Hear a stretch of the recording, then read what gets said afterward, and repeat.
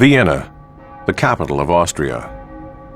The city flourished as the seat of power for the Habsburgs, a family that ruled over much of Europe as well as vast territories overseas. Ringstrasse, the Ring, a boulevard encircling the city center. Let's take a ride on the tram, Vienna's electric streetcar, for a little tour of this city.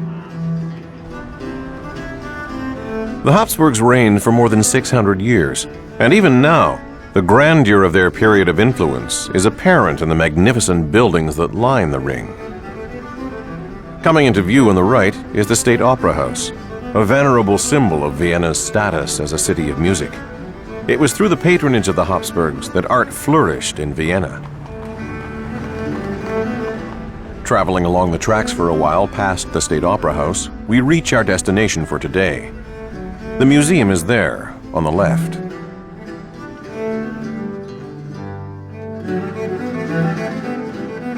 The Kunsthistorisches Museum of Vienna. It's a sanctuary of beauty that Vienna, a city of art as well as music, proudly presents to the world.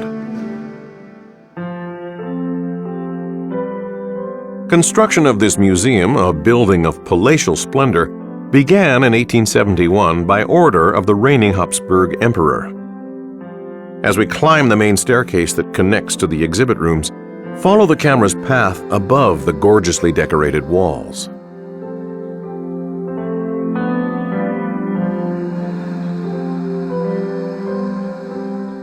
Gustav Klimt, known for works of sheer decadence and opulence, painted this early in his career at the request of the Habsburg family.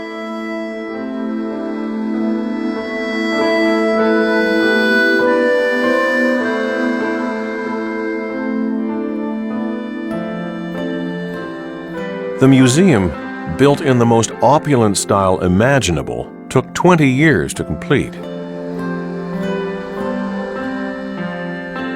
During the Habsburg dynasty, one emperor after the other used the family's financial resources and high social standing to acquire numerous works of art that are now on display inside the museum.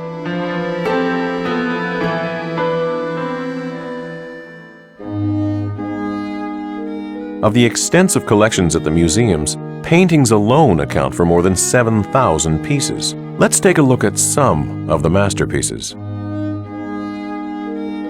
This will be an extravagant moment to broaden your mind.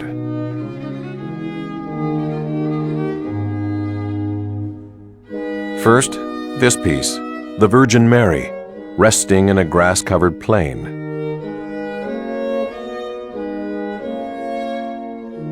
A loving look upon her face. And baby Jesus, accepting a cross from the prophet St. John. The painting is the early 16th century work of Raphael, a master artist of the Italian Renaissance. The Habsburgs acquired this painting in Florence and brought it back to Vienna.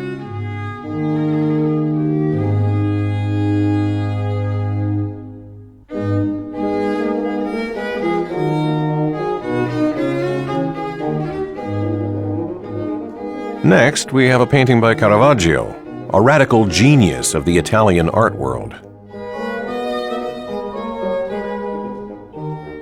The painting depicts the moment that David, king of the Jews, takes the head of Goliath, general of the enemy's army. Caravaggio represents the dramatic setting with an edge of realism. The painting, previously owned by the English monarchy, became the property of a Habsburg emperor in the 17th century. the rather mysterious artist Johannes Vermeer. Less than 40 of his paintings exist.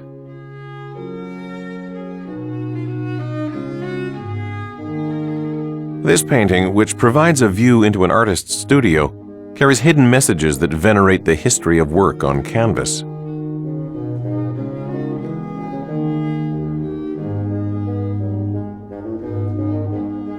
Kunsthistorisches means art history, and true to its name, the Kunsthistorisches Museum in Vienna boasts many masterpieces that represent the very best in Western art. The Habsburg emperors did more than just collect paintings. As patrons of the arts, they also commissioned famous artists to produce works for the imperial collection. Diego Velázquez was an imperial court painter in the service of the Madrid branch of the Habsburgs family. The girl, dwarfed by her blue dress, is Margarita Teresa of the Spanish Habsburgs, who was promised to the future Austrian Emperor Leopold I at an early age. The museum offers visitors the opportunity to admire the works of other great artists, including Albrecht Dürer and Titian, also known as Tiziano Vecellio, who were commissioned by Habsburg emperors. The great wealth of the Habsburg dynasty allowed successive generations of the family to amass an unparalleled collection of art. In the 13th century, the Habsburg assumed control of the Holy Roman Empire. Then, as rulers of the Christian world and through marriages carefully arranged to maximize its political clout, the family expanded its influence. Around 1500, the Habsburg Empire extended all the way to South America and Asia. It was called the Empire over which the sun never sets. A symbol of Habsburg wealth is this dazzlingly brilliant crown, worn by the emperor on formal occasions. The crown is set with gems that underline imperial authority. The diamonds represent the divine right of kings.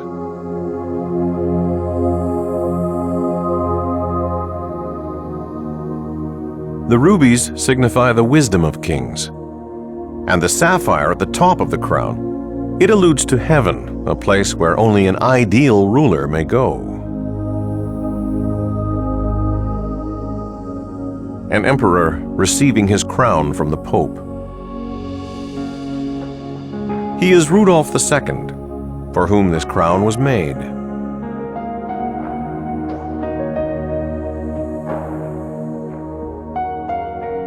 Rudolf II ruled from the end of the 16th century to the beginning of the 17th century.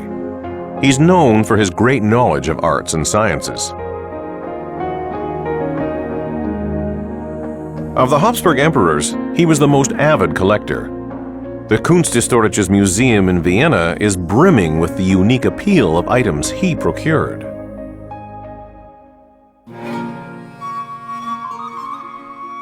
The Bruegel collection, comprising 12 paintings, is the world's most complete selection of works by Peter Bruegel. Nearly all of these paintings were acquired during the reign of Rudolf II.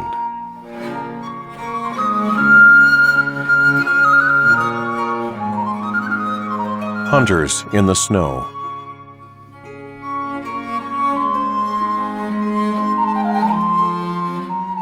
Hunters are making their way back to their village, trudging through the snow with a pack of hounds at their heels. They walk with heavy steps, their backs towards us. The painting highlights the challenges of winter, when a hunting trip often provided only meager rewards.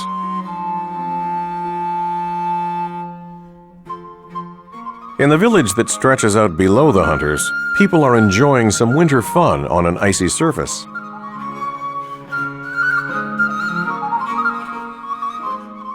This painting is one of a series that comprises seasonal landscapes and various everyday activities of the common folk.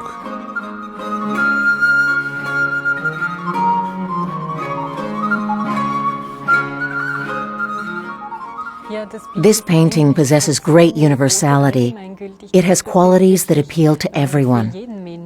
Bruegel painted the wintry scene of Flanders, where he lived, but in this particular painting he renders the true qualities of winter as universally recognized concepts.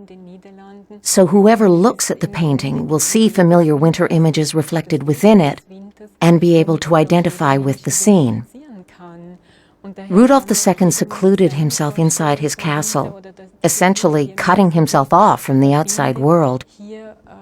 I think it was only when he looked at this painting that he realized what winter was all about.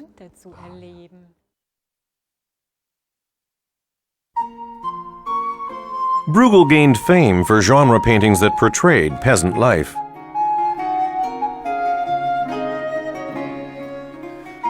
When the autumn harvest ended, the peasants prepared for the wedding season.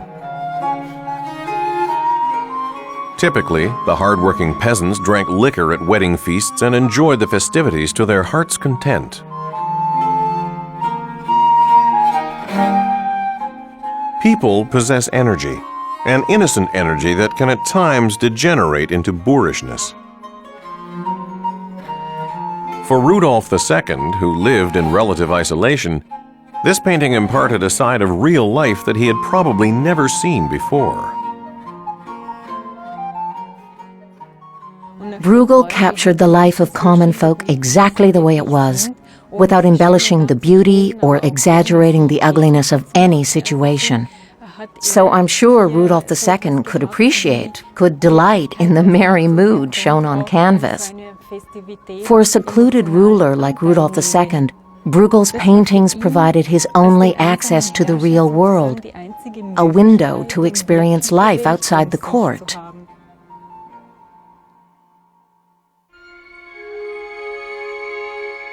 Rudolf II was the most passionate art enthusiast of all the Habsburg emperors.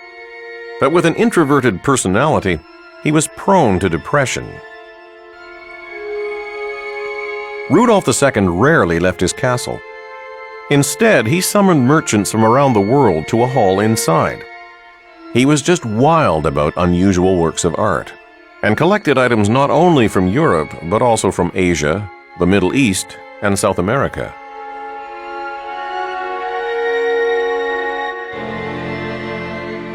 A water pitcher finished with gold and silver. The part of the pitcher that holds water is made out of a coconut shell from the Seychelles, a chain of islands in the Indian Ocean. In the time of Rudolf II, coconuts could only be acquired from the South Seas and were thus highly prized.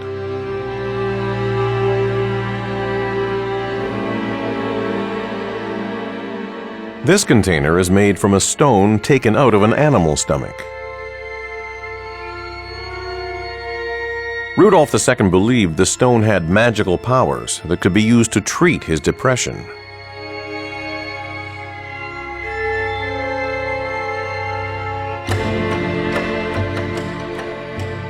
The emperor's curiosity was not limited to the Earth's surface.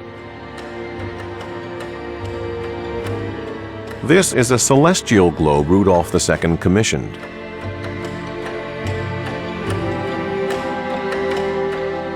Rudolf II was crazy about astronomy, so much so that he took prominent scientists into service and had an observatory built on the castle grounds. He wanted to acquire new ideas about the structure of the universe and the state of the natural environment. Indeed, Rudolf II yearned to discover all he could about the Earth's structure.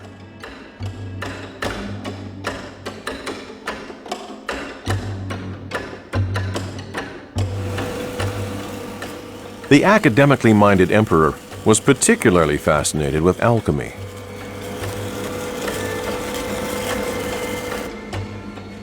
Alchemy, transforming base metals into gold. We tend to think of alchemy as shady hocus-pocus or trickery, but in the 16th century it was leading-edge science. The premise of alchemy held that the chemical reaction of substances, the spiritual condition of people, the movement of celestial bodies, indeed everything in the world, worked in concert. Alchemy was a science as well as a philosophy that helped people understand the world they lived in.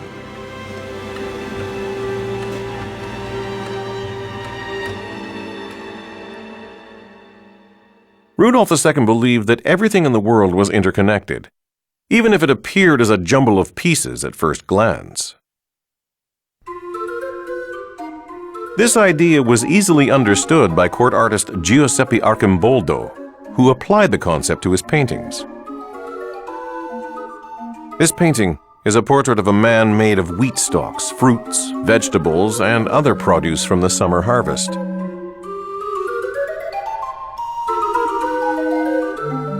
It may seem as if Arcimboldo was trying to play a joke on the emperor, but he has in fact incorporated all aspects of nature into the allegorical work.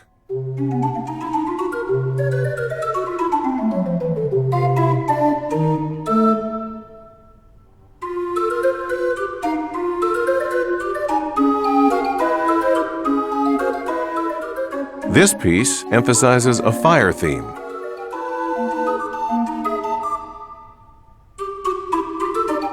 At the time, fire was considered one of the four elements that made up the universe.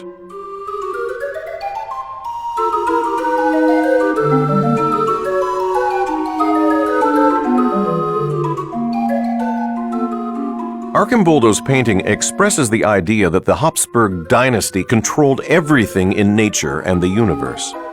It proclaimed to all the eternal prosperity of the ruling family.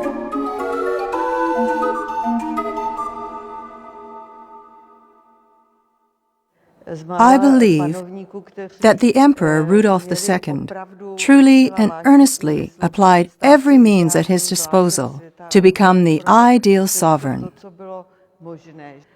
Such men are few and far between, I think. Rudolf II believed that only a person who has gained insight into the mysteries of the world can rule in this world. For him, understanding the world, that is, building the mosaic that is the world, required information and active learning on every subject.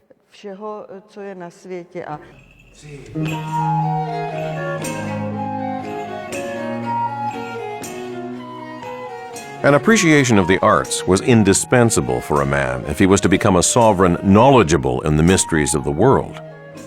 Rudolf II employed a large number of court musicians. The music of his day has been recreated based on musical scores dating back to that period.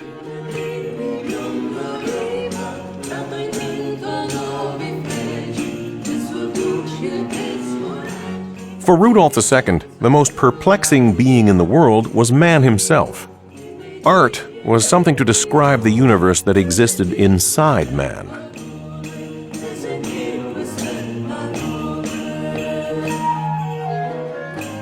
The paintings that Rudolf II collected substantiate this belief.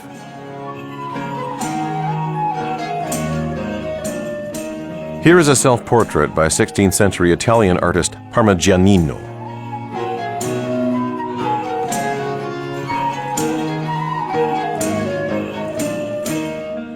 Seeking to produce a warped perspective of the world, he painted on a convex piece of wood instead of a flat panel. Rudolf II was charmed by the appearance of this artist.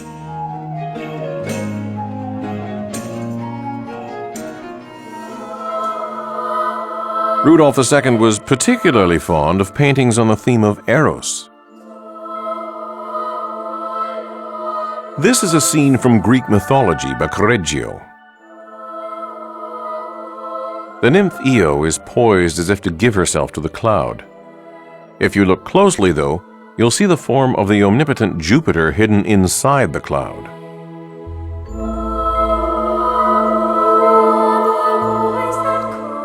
Io, shy yet entranced by Jupiter's amorous overtures. Correggio's theme was the fusion of the living and non-living in nature.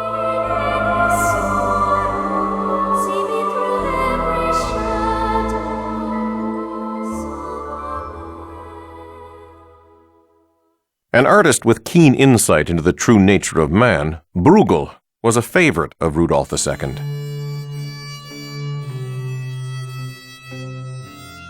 This painting depicts two annual events in human form. the wild carnival jousts with the self-disciplined Lent.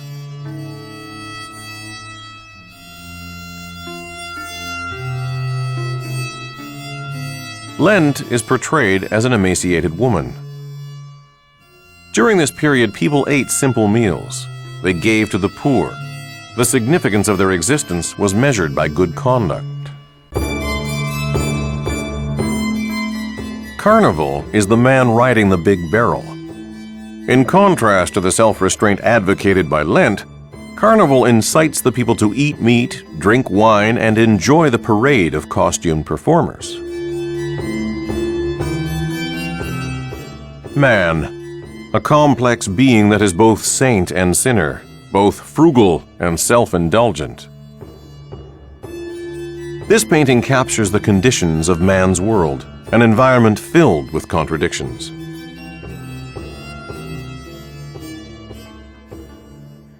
Usually, we only look at the superficial aspects of a painting. But this painting carries several important messages. Educated people, people with a natural feeling for art, they can identify the secrets hidden in this painting. Upon receiving the painting, Rudolf II carefully examined it and exclaimed, "It's mine." He had an aesthetic sense that allowed him to grasp the true meaning in art. His outburst was not prompted by a desire to show off intelligence or wealth, but because he identified with art.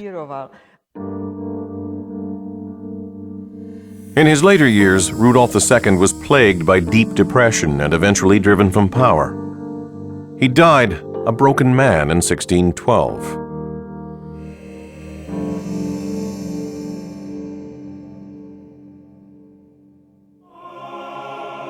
We leap ahead to the end of the 19th century, 300 years after the demise of Rudolf II. Construction has begun on the Kunsthistorisches Museum in Vienna. Franz Joseph I, the reigning emperor, filled every available space inside this most lavishly decorated building imaginable with the art collected by the many emperors of the Habsburg dynasty to assert the glory of the empire.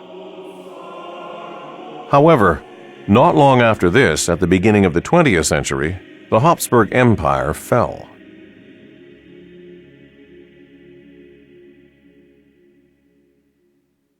The Kunsthistorisches Museum in Vienna has a painting that seems to symbolize the dreams and desires of the Habsburg emperors. If you should ever visit this museum, be sure to look at this painting in the Bruegel Gallery. The Tower of Babel. It depicts a story from the Old Testament. Mankind flourished after the Great Flood associated with the story of Noah's Ark. Fear of a second flood, but more probably a thirst for greatness, prompted the people to build a tower reaching to the heavens. God punished the people for their arrogant attitude by creating a confusion of tongues. Suddenly unable to understand each other, the builders were unable to complete the structure.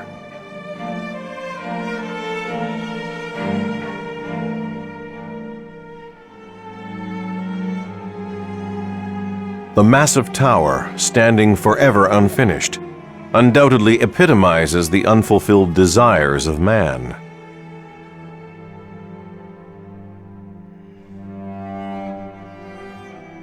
The Habsburg emperors. They thought knowing everything about the world would perpetuate the dynasty. The Tower of Babel reflects both the glory and the downfall of the Habsburg dynasty.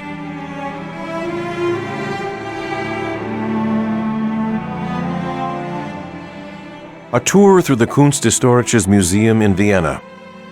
It will leave you with the feeling that you have encountered a realm of beauty built by emperors.